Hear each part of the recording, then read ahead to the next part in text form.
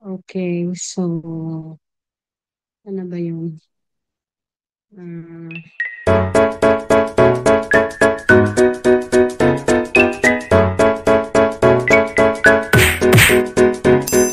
Welcome. thank you so much. Okay, this is our topic for tonight, mission, vision, and motivation. So it says here, so what are we expected to learn in this topic for tonight? So here is Jesus' invitation to us to share his vision and mission. Then secondly, definition of vision and mission. And then example of vision, mission statements and personal motivation for ministry based on spiritual gifts. Okay, so let's dive in. So our key text is found in Matthew 4:23 and in Matthew 28:18 to 20. Who'd like to read Matthew 4:23? Anyone who likes to read Matthew 4:23? Matthew 4:23. Mm-hmm. Jesus went about all Galilee, teaching in their synagogues and preaching the gospel of the kingdom and healing all manner of sickness and all manner of disease among the people. Mm-hmm. And Matthew 28, who would like to read? Okay, I'll be reading it. And Jesus came and spake unto them, saying, all power is given unto me in heaven and in earth. Go ye therefore and teach all nations, baptizing them in the name of the Father and of the Son and of the Holy Ghost, teaching them to observe all things whatsoever I have commanded you. And lo, I am with you always, even unto the end of the world. Amen. So this key text that we have just read, thank you dun sa bumasa kanina, we can already find here the vision and mission of Jesus Christ.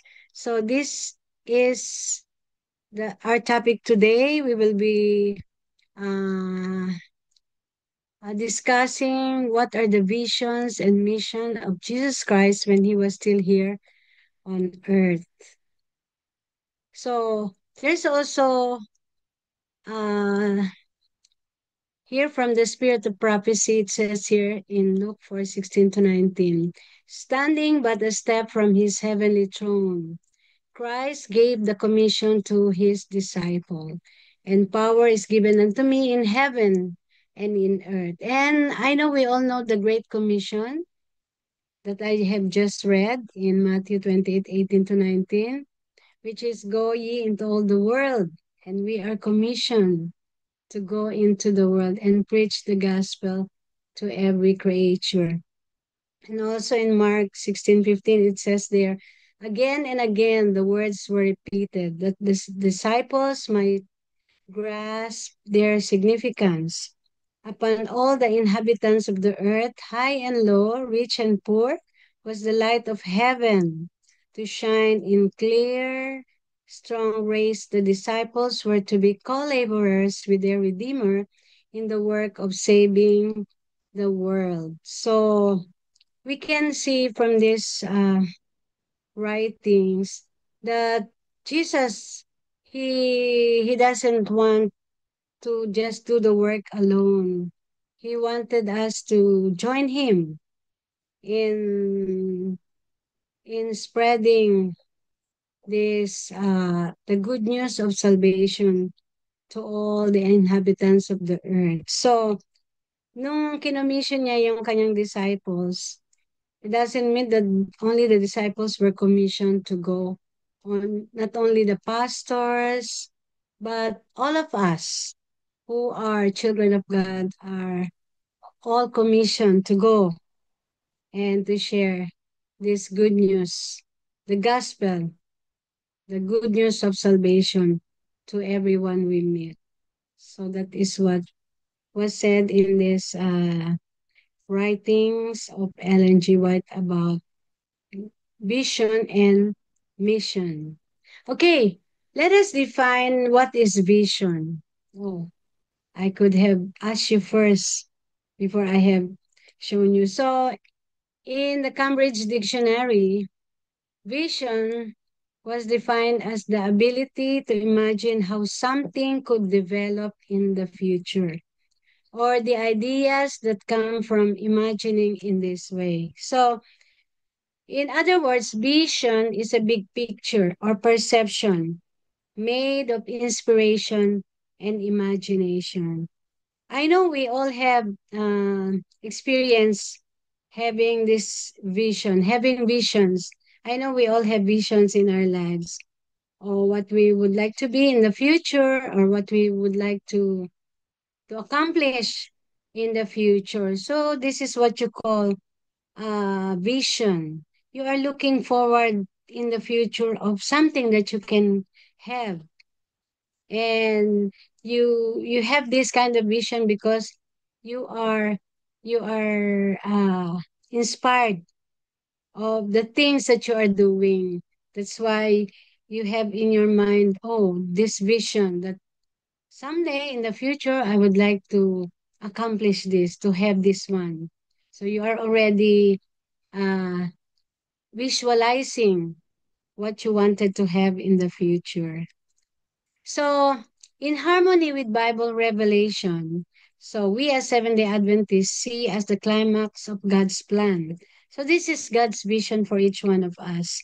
God's plan, the restoration of all His creation to full harmony with His perfect will and righteousness. So, it's this one is stated in our mission statement of the Seventh day Adventists. So, that's the vision of God for all of us to be to be restored, because we were created perfectly in the image of God, but because sin have entered, so God made a plan for us to be restored to our original state. So now it's God's vision that time will come that we will all be restored, and He will gather all that He created and to be with Him in heaven. So that is God's vision. Actually, that's God's plan for us, as what we can read in Jeremiah 29:11. He has a plan for us. That's the vision. And mission. What is mission? So, mission, according to the Cambridge Dictionary, is the action of sending someone to a place to do a particular job, especially one for a government or religious organization, or the job the person has been sent to do. So, mission is giving you a work to do, a work to do, and you are being sent somewhere or to do a work, to do a job. It can be in your work, but we are talking here about something spiritual. So mission. So we are all commissioned to go and preach the gospel. So that is what you mean by mission. It's something that you need to do. You are being sent to do something to a part uh, to us partakers of God's blessings. We are commissioned, or we were missioned to go and share these blessings that we have received and share it with others. So it says here in the mission statement of our church, it says here, this is the mission. Make disciples of Jesus Christ who live as His loving witnesses and proclaim to all people the everlasting gospel of the three angels' messages in preparation for His soon return. So this is our mission statement. So not only to preach the good news of salvation, but to make disciples for Jesus. Okay, so so that we will not be the only one to be commissioned.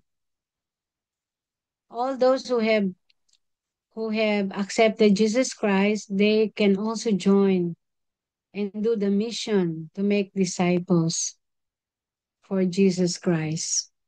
Okay, so and these missions is stated in the everlasting gospel in the three angels message found in Revelation 14:6-12. Okay, so in the later days, in the last days, we are part of the three angels message, and we will be heralding this these things that was said in Revelation 14:6-12. Now, since we already know our vision, we already know our mission, so we'll go to motivation. So what do you mean by motivation? Because when we are asked to do something, if we will all be motivated to do that work that we are commissioned to do. If we don't have motivation, then we will not be that so eager to go and do the mission. But if we are all motivated, so we will all be eager to go and do the mission. So what do you mean by motivation? So the motivation, according to Cambridge Dictionary, it is the need or reason for doing something. So it says there that we are doing something because of a reason. There is a need to do it because there's a reason to do it. So that's one of the motivation. There is a need. So what guides your visioning and missioning work? So what is your purpose? So your purpose will be your motivation because you have a purpose, so you will go. Just like me. Why am I here in Thailand? Because I have a mission, I have a purpose.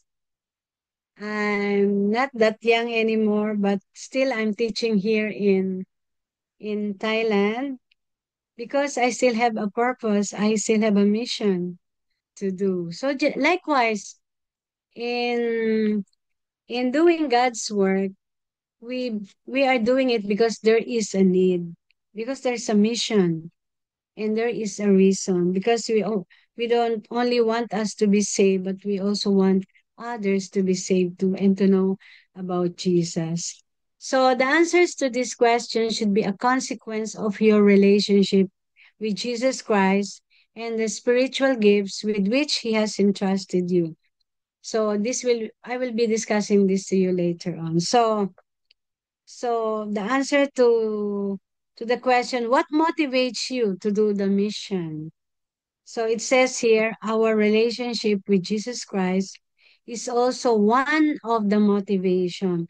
It says there, if we love Jesus, so we will participate in the work, in the mission that God has commissioned us to do. Because we love Jesus, we love our brothers and sisters, we have a relationship with Jesus. That's why it motivates us. This relationship we have in Jesus motivates us to go and do the mission. So that's the reason why we're doing it. And then, of course, later I will be asking you to do a vision. Okay? So we need to learn the components of a good vision statement. So maybe Sir Nilo will be asking you to make a vision statement, your own vision statement. Why? Maybe the question that you will be answering is, why are you here? Why did you uh, join the Master Guide training course? So what's your vision? So these are the components. These components will guide you in making your vision statement. So number one is, oh, wait. Your vision statement should be concise, meaning very short. Not so direct to the point. Okay, very short but meaningful. It's it's to be easily remembered and repeated. So it doesn't need to be long. Just very short but so meaningful. So that's what you mean by concise. And also number two is clear. So when you say clear, when you read it, it defines the goal or the prime goal, the main goal of your vision statement. So it should be direct to the point, very clear. Not, not that long that you need to go around the bush. Just be direct. So that's what you mean by clear. And then three is time horizon. It defines a time context. Of course, when you make a vision statement, you need to define your goal. Okay? And the the time is not that long to be accomplished, but just enough to be able to do the need. Okay? And future oriented. Of course, when we say vision, we are looking in the future. So future oriented describes where the ministry is going rather than the current state or aspirationals Jesus mission. So it's always our vision statement is always future oriented. It directs us to where our ministry is going from here and up to the point that we would be able to reach our goal. So that's four of the components of a good vision statement. And we also have here is five, stable. So we need to be stable, not changing. In in a minute, we will be changing. So it should be constant, stable. It offers a long-term perspective. So when you say vision, so it will take time to be able to accomplish it. But we need to be stable in our goal. Okay? Next is challenging. When you say challenging, it's not something that can be easily met and discarded. So it's not so easy, but not so very hard to achieve. But your goal, your vision should challenge you. Because if it's not challenging, sometimes it won't motivate you. So your vision statement should be challenging. It will not only challenge other people, but especially you, who will be the one to do the mission. And then abstract.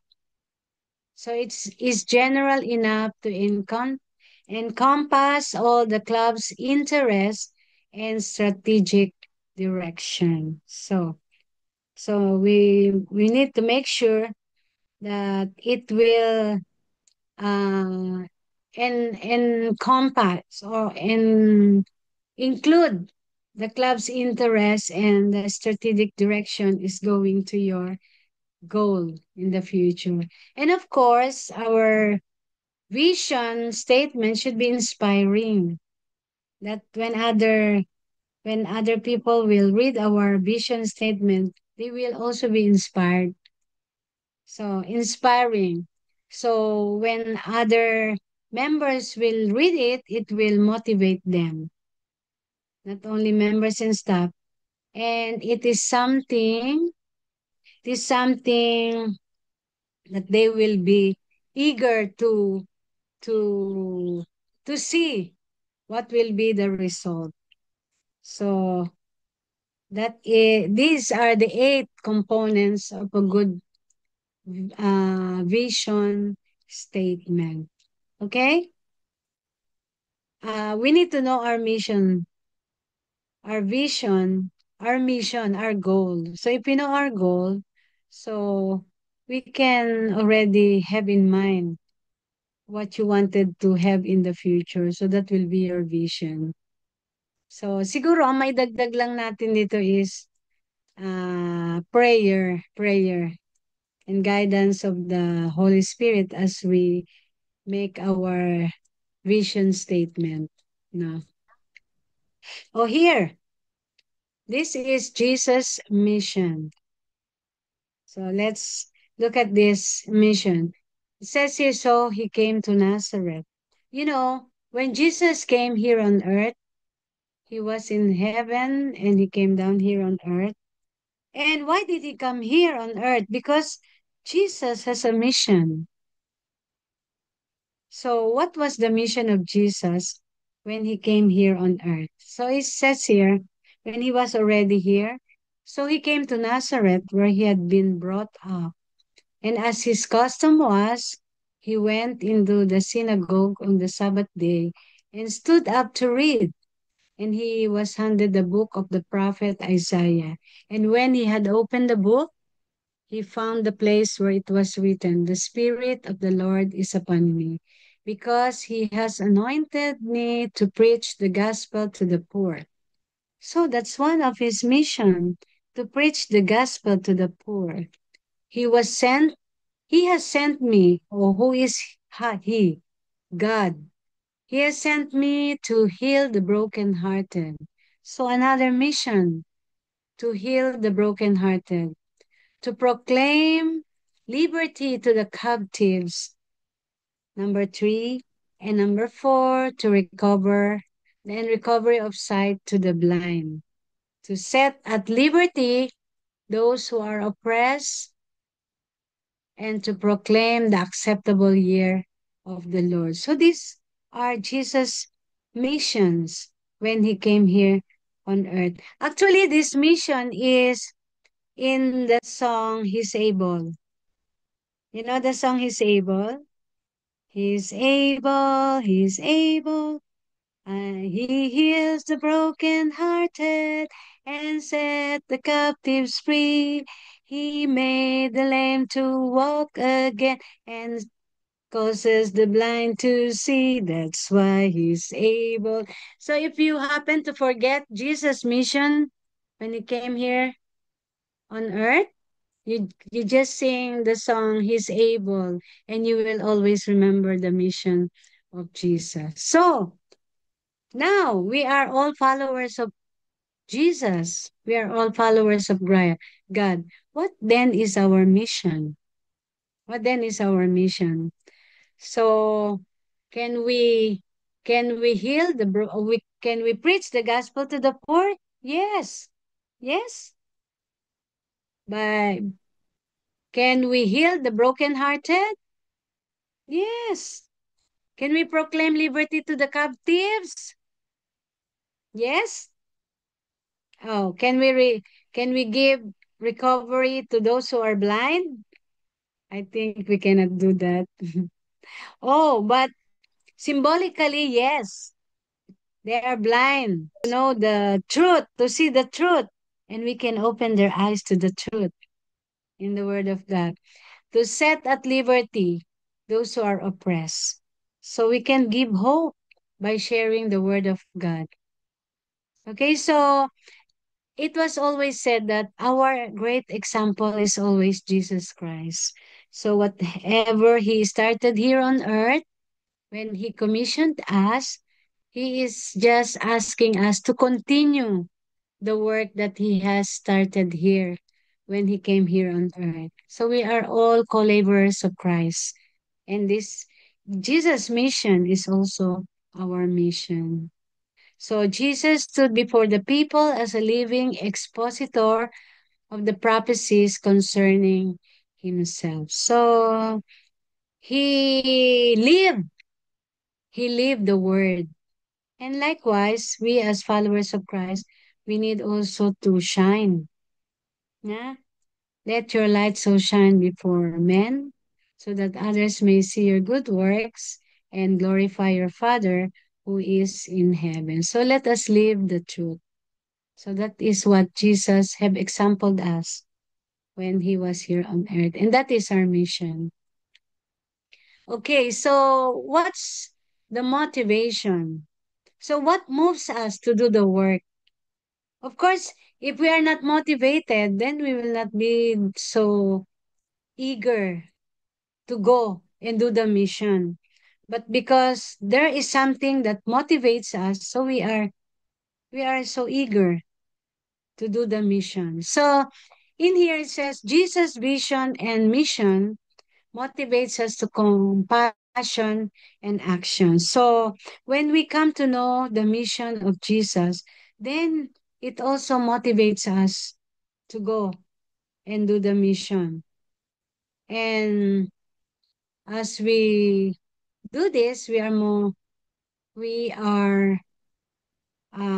being taught of being compassionate and always very eager to do the mission. So, how do individuals adopt a group's vision and mission? These are some questions that we can ponder upon. So, another motivation is through relationship with God. Do you have a relationship with God? So, if you do have, so that motivates you to do the mission and acceptance of Jesus' priorities. Okay, so it was said that Jesus first before anything else. You know, the word joy, Jesus, others, and then you. So it's always Jesus. So another one is we are all given spiritual gifts. So with spiritual gifts, these spiritual gifts which are aligned with the needs of the club. So the club here is the club we are in now. So as MGTs, so in one of the classes that you will be attending in the training is you will be able to know your spiritual gifts. But I will be discussing some of it, just a brief one. So your spiritual gifts will motivate you when it is aligned with the need of the club. So that's one thing that will motivate you.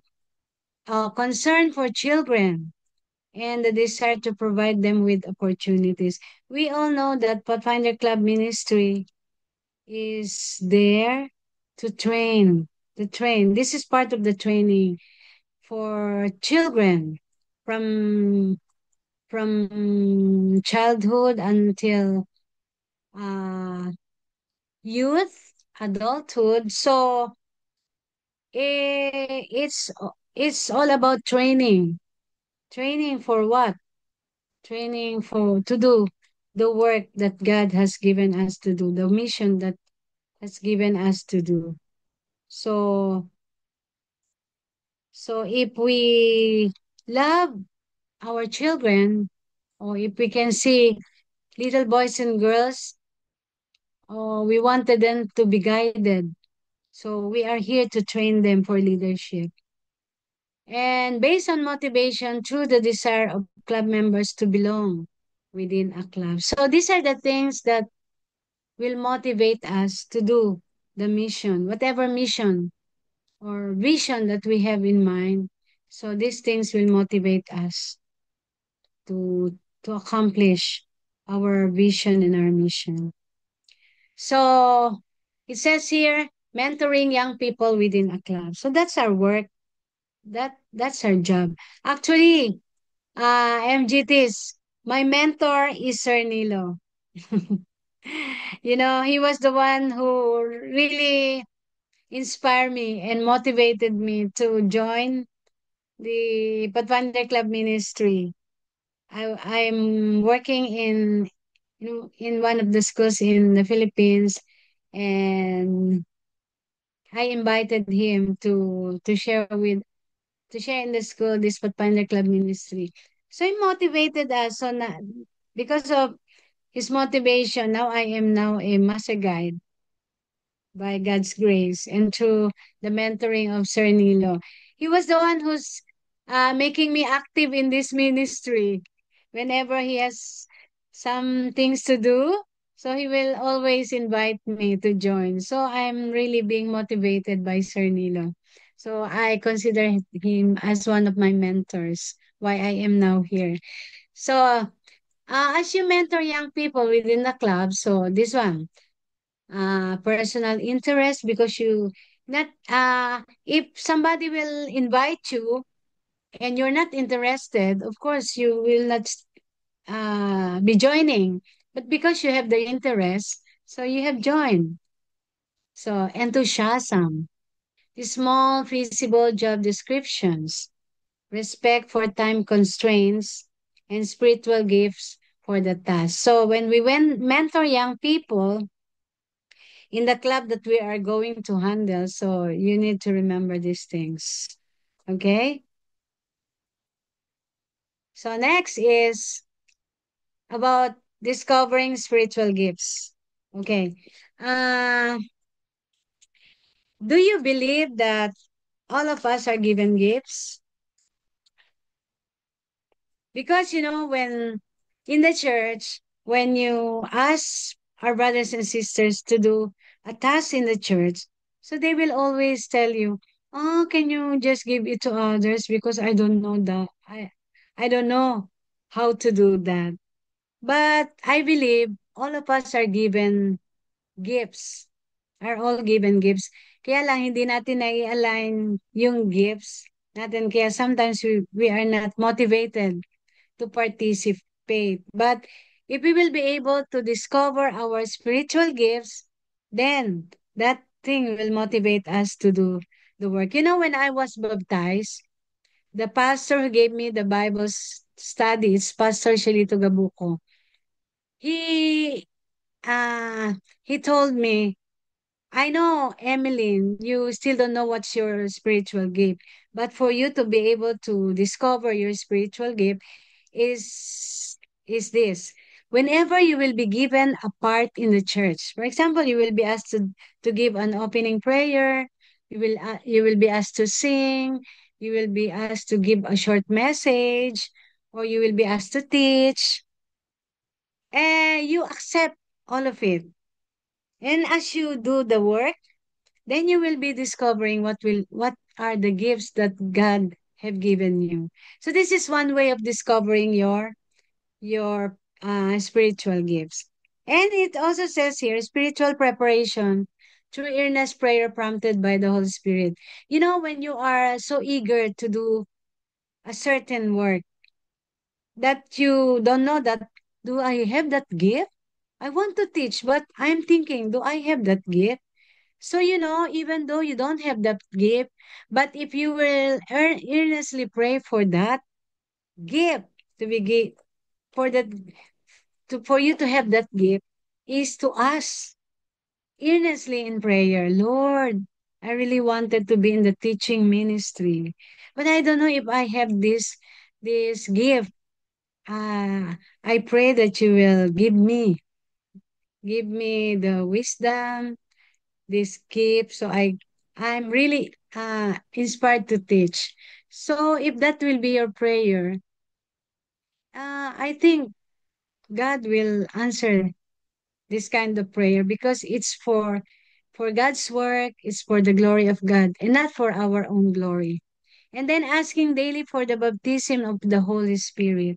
So it's always the Holy Spirit who will lead us to discover our spiritual gifts and to use it. And then studying the Bible to learn and discern one's gift as the Holy Spirit leads. So in what what book in the Bible can you read the spiritual gifts? It's okay, we will talk about that later. And another one is having an open heart and mind to submit to the Holy Spirit's guidance. Yeah, the Holy Spirit will lead you where you are fitted to do God's work, because you have that gift. Just you haven't discovered it yet, but the Holy Spirit will give you wisdom and you will discover that you have this gift. And through confirmation from other church members. Yes. When you are asked to sing, and then after you have sung, then the church members will tell you, "Oh, you have a very nice voice." And then that with that you can really discover, "Oh, I have the gift of singing." So I can use it for God's cause. So with one who is working towards God's cause. So that's one of the ways. These are the ways you can discover the spiritual gift. So these are the verses. You can read Romans 12:3-8. You can read 1 Corinthians 12:1-11 and 28. You can read Ephesians 4:11. But in summary, what are the spiritual gifts mentioned in these verses? So it says here that uh, some of the gifts mentioned here, it says the gift of apostleship. Okay? So what is the gift of apostleship? It says here, going where he sends them to preach, teach to people the truth about God, often to areas with evident cultural and linguistic differences. Just like Paul. Paul is the apostle to the Gentiles, yes? So he was commissioned to go to the Gentiles and preach the gospel. So Paul is an apostle to the Gentiles, and there are other apostles which God used in, you know, spreading the word of God. So there's another gift, evangelist.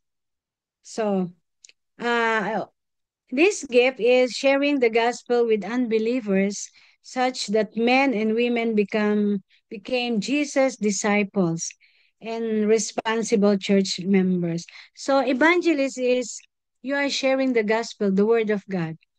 And when unbelievers will hear what you preach, then they will be eager to know the word of God, and later they will also be one of the disciples doing the work of God. So, gift of apostleship, gift of being an evangelist. So, another one is gift of exhortation. So, as I mentioned, these gifts, you you you ask yourselves, do I have this gift? So, I'm just giving you the background of these gifts uh, that are mentioned here in these verses. The gift of exhortation is ministering words of comfort. So, consolation and counsel to other believers such that they feel help. So, this is a gift that when somebody will share with you their problem, you can, comfort them.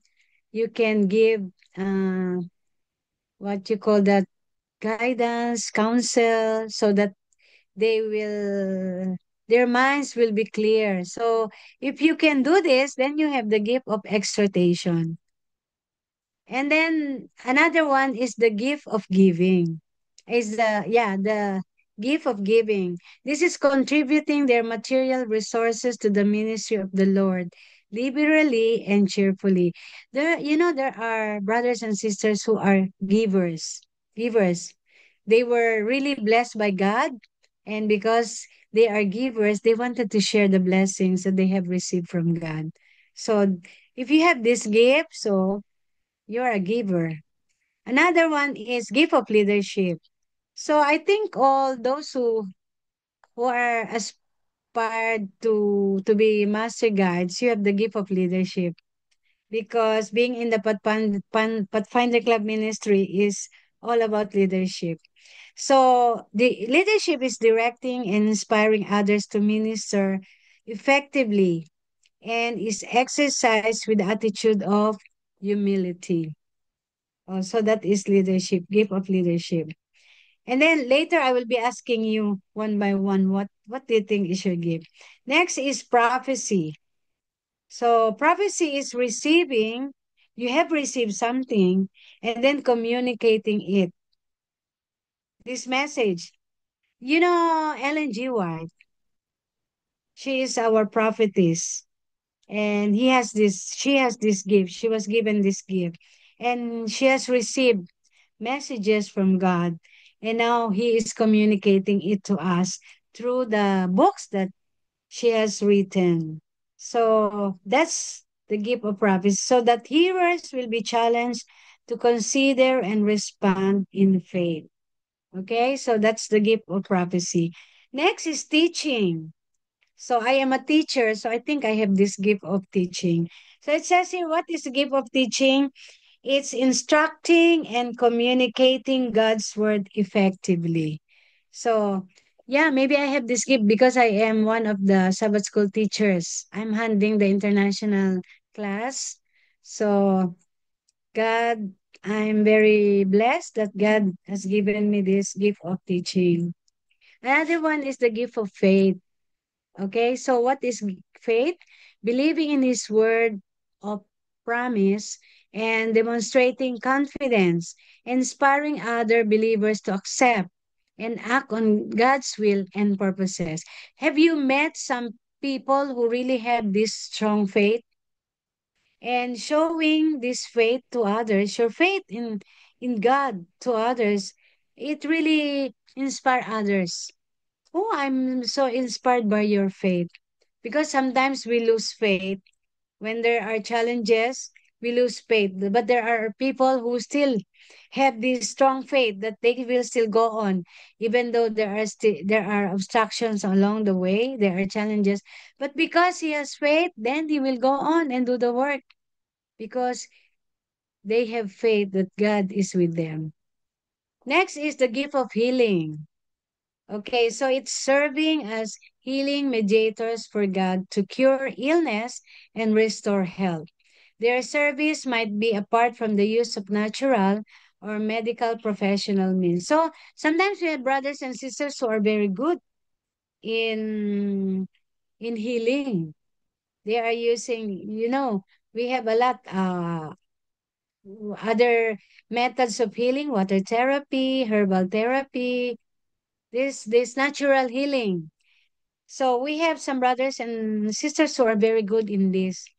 So they will give you advice if you tell them, "Oh, I have this kind of feeling," and "Oh, brother, it's you take this plant, this leaf, and it will help you." So they have this gift of healing because, of course, they have learned it, and sometimes they were given inspiration from God, so they can advise some natural remedies to heal your sickness. Another one is the gift of miracles. So, can we perform miracles? So it says here, performing powerful acts which glorify Him and edify His mission of redemption. Don't you know that forgiveness is a miracle? We cannot forgive, but because we were given this gift, there are people who are easy to forgive. When somebody have done them wrong, they can easily forgive. But there are other people, it will take months, it will take years before they will forgive people who did them wrong. So miracles. These are simple miracles. Then when people see it, oh, they will also be inspired. Another one is give of service. Oh, we all have this. God's people are all gifted with this, assisting individuals and groups in fulfilling their needs and prudently using resources to meet those needs in practical ways without demand or distinction or reward. So there are people who give service for free. Sometimes people they give service but they are asking for payment. But people who really are who can heartedly give their service to others without anything in return and even without being paid, they will do just to help. So this is the gift of service. And then the gift of tongues is this nowadays we have this gift of tongues. These are being used by some other churches, but this is the wrong interpretation of the gift of tongues. So gift of tongues is speaking a language previously unknown to the speaker to glorify God and authenticate the message of salvation. you know One of our dilemma here in Thailand, we wanted to share the word of God, but we don't have this gift of tongue. The language here is very hard to learn. The Thai language is really very hard. But there are brothers and sisters here who can easily learn the Thai language. So this is what you mean by the gift of tongue. They can easily adapt to the language of other countries. Aside from English and Tagalog, they can easily learn how to speak Thai. So they can go and preach because they have learned the Thai language. They can easily learn it. So these are some of the gifts that was mentioned in Romans 12, 1 Corinthians 12, and Ephesians 4. And it says here that having these gifts, we need to use it with wisdom. With wisdom. So it says here, wisdom is applying knowledge or information for greater practical benefit and imparting wise counsel from God's word. So, the devil always has a counterfeit for all of this. You know, the devil is also using these gifts, but in a different, meaning. So the devil will always counterfeit all these gifts from the genuine and original.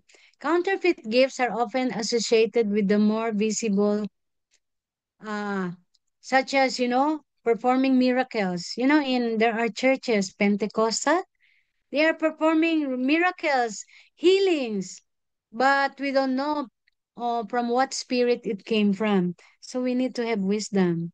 We need to know the genuine gift. Speaking in tongues. Yeah, they are using this gift, but in the wrong way. And prophecy, kibuloy. There are prophets, false prophets. So we need to know which one is the real gift, the genuine gift, and the counterfeit gifts. So being more spectacular, they have greater power to catch attention. Oh, in the last days, you will be seeing these gifts that I have mentioned. The healing, the miracles, speaking in tongues, and prophecy. And miracles working is one of the signs of the end. Manifestations of this order must be carefully tested by the church, for there will be miracles on both sides of truth and the side of error in the last days. Only by the scripture must they be tested. So the truth will set us free. So if the lives there are showing to us is in accordance with the word of God, so that's the truth. But if you see people performing these gifts and you will see the life that they have, are you going to believe that the spirit is from the Lord, or it's from the counterfeit, from Satan? So we need to have wisdom. And we can only have this wisdom from the word of God. So if we don't know the word of God, so we will not be guided. We might be misled by these gifts that we will be seeing later in the last days. So we need to know the truth, and the truth will give us wisdom to know the truth. So the result of this of discovering your spiritual gifts in will include knowing God's will for your life and where you best fit into the work of the church. So these are the reasons for you to be able to know your gifts. You will be best used by the church if you know your gift. Coping better with diversity and conflict in relationships. Improve identity and a sense of partnership with Jesus Christ as a result of being matched to the work most suited to you. So, and being better equipped to win friends and relatives to Jesus. So, if our brothers and sisters will be used according to the gifts that they have, oh, they will be active, eager, and inspired to do the work of God because they know what to do. But if the church will be giving you a work that you're not fitted to do it, no, you will not, you will not go to church anymore. Oh, they are asking me to do this, but I don't know how to do it. So I will not go to church anymore. So you will be, no, what you call that, yung matitisod ka na. Si kapatid na binibigyan ako ng ganong gawa, hindi ko naman alam yun. So, these are the reasons why we need to know our gifts. And the church will also know our gifts. We will be guided to do the work of God. So, here. So, we need wisdom to apply all these gifts that were given to us by God. So, this ends the lecture for tonight. So I will be asking you one by one. Okay. Let me ask MGT Erwin Andres. What do you think is your gift? I think ano po, giving service. Uh-huh. Okay, so you listen, ah. So Master MGT Erwin Andres gift is what? Service and giving. Oh, you are uh blessed by God. So you have something to share your service. Okay, thank you so much, Master MGT Andres. What about the Ortega family? What do you think is your gift? So, Sir Nilo, you listen because you can assign them here in your training. Oh, Antoinette, what do you think is your gift? Speaking, singing, and helping po. Wow. Amen. Amen to MGT Andres and Antoinette. Wow.